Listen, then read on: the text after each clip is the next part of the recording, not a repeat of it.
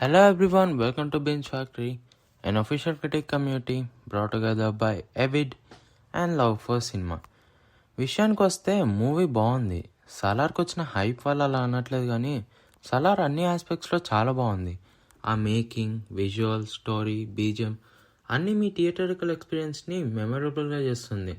First half మొత్తం కాన్సార్ అనే వరల్డ్ని build చేస్తూ వెళ్తారు. కాన్సార్ ఏంటి, అక్కడ ఏం జరిగింది, అసలు ప్రభాస్ ఎందుకు అలా ఉన్నాడు అనే క్యూరియాసిటీ ఆడియన్స్లో కలిగిస్తారు. మూవీలో చాలా క్యారెక్టర్స్ ఉంటాయి, ట్రైలర్లో చూపించింది తక్కువ. మూవీ స్టార్ట్ అయ్యాక క్యారెక్టర్స్కి ప్రాపర్ ఇంట్రడక్షన్ ఉండకపోవడంతో కొంచెం కన్ఫ్యూజింగ్గా ఉంటుంది. ముందుకెళ్ళే కొద్దీ అర్థమవుతుంది. ఇంటర్వెల్ బ్యాంక్ క్రేజీ ఉంది. సెకండ్ హాఫ్లో మేజర్గా డ్రామానే ఉంటుంది. కాన్సార్లో ఏం జరిగిందో చూపిస్తారు. ఫస్ట్ హాఫ్లో క్రియేట్ అయిన క్యూరియాసిటీ, క్వశ్చన్స్కి ఆన్సర్ సెకండ్ హాఫ్లో దొరుకుతుంది. కోర్స్ సెకండ్ హాఫ్ కొంచెం లెందీ ఉన్నట్టు అనిపిస్తుంది.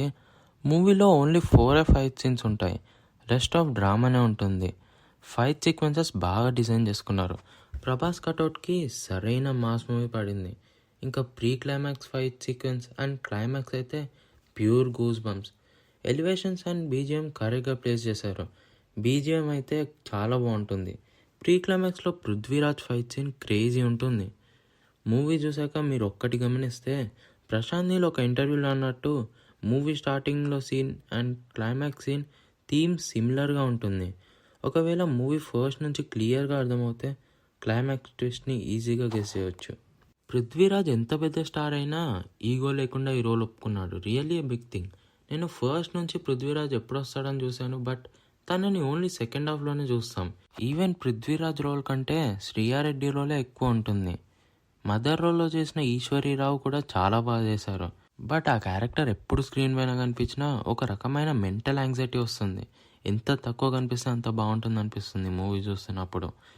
మూవీ క్యాస్ట్ అందరూ కూడా చాలా మంచి పర్ఫార్మెన్సెస్ ఇచ్చారు. ఇంకా కొంచెం ఎమోషన్స్ని బెటర్గా బిల్డ్ చేసుకుంటే బాగుండేది అనిపించింది. ఓవరాల్ ఎక్స్పీరియన్స్ చాలా బాగుంటుంది. లేట్ చేయకుండా టికెట్స్ బుక్ చేసుకోండి. అండ్ అలాగే మా రివ్యూ నచ్చితే సబ్స్క్రైబ్ చేసుకోండి. మేము రాసే రివ్యూస్ అండ్ టాక్స్ అన్నీ కూడా పబ్లిక్ ఒపీనియన్ తీసుకొని సర్టిఫైడ్ క్రిటిక్స్ ఇస్తారు. సో ఇంకా మూవీ రివ్యూస్ కోసం subscribe to binge factory. And video నచ్చితే లైక్, షేర్ అండ్ సబ్స్క్రైబ్ చేయడం మాత్రం మర్చిపోకండి. Thanks for watching.